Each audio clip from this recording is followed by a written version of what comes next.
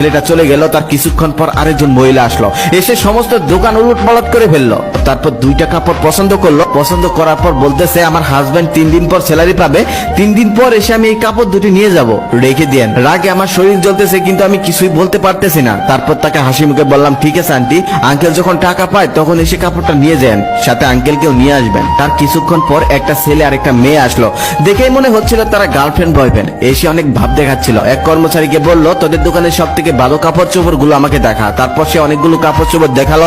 অনেকগুলো কাপড় চোপড় দেখার পর সে বলল তোদের দোকানে আর ভালো কোনো কাপড় নেই? কর্মচারী তখন বলল না ভাইয়া, আমাদের দোকানে এর থেকে ভালো কাপড় চোপড় আর নেই। তখন সে বিরক্ত হয়ে বলল দূর, ফকিন্নি একটা দোকানে এসেছি, শুধু শুধু সময় নষ্ট করলাম।